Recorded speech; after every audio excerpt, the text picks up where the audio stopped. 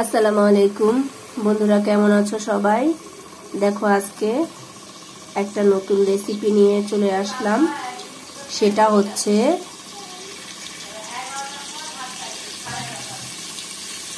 থালকুনি পাতার রেসিপি। তো দেখো কিভাবে রান্না করি। প্রথমে এই যে দেখো পেঁয়াজ দিয়ে দিলাম,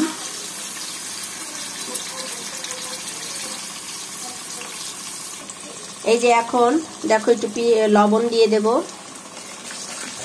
দিয়ে পেঁয়াজটাকে নরম করছি, মানে লবণটা দিলে পেঁয়াজটা নরম হয়ে যায়। এরপরে দিয়ে দিব কিছু শুটকি, লইটা মাছের শুটকি। তো আমি শুটকি দিয়ে পছন্দ করি, তাই আমি শুটকি দিয়ে করলাম। তো এইটা বিভিন্ন রকমের মাছ দিয়ে করে, এটা শরীরের জন্য তো অনেক ভালো। তো এই যে এবার শুটকিটা দিয়ে দিলাম। এরপরে দিয়ে দিব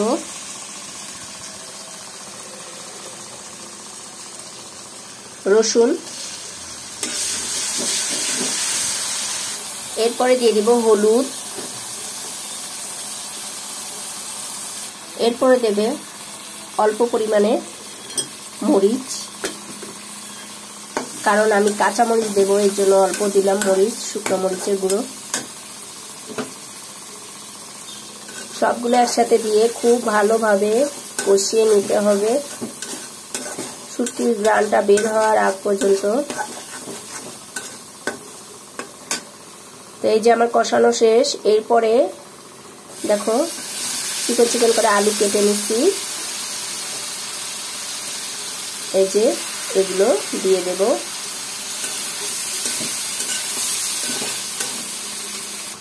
শুটকির সাথে আলুগুলা খুব ভালোভাবে কষিয়ে নিলাম।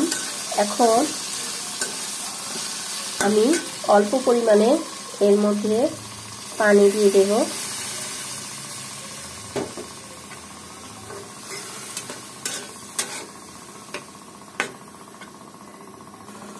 এরপরে দিয়ে দিব কাঁচা পাকা কাঁচামরিচ।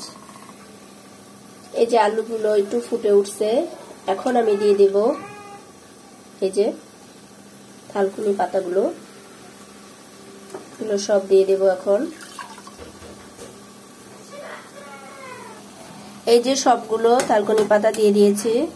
এরপরে এটা শুকায় ফেলতে হবে, কারণ যেহেতু শুটকি, এখানে যদি তুমি মাছ দিতে তাহলে তোমার ঝোল করলে ভালো হতো, কিন্তু এটা এখন ঝোল করা যাবে না। তো এই যে এখন শুকানোর অপেক্ষায়। আলহামদুলিল্লাহ, তৈরি হয়ে গেল আমার থালকুনি পাতা আর শুটকির রেসিপি। এমন করে বাসায় তৈরি করে খেয়ে দেখবেন, ভালো লাগবে। আজকে এতটুকুই। আসসালামু আলাইকুম।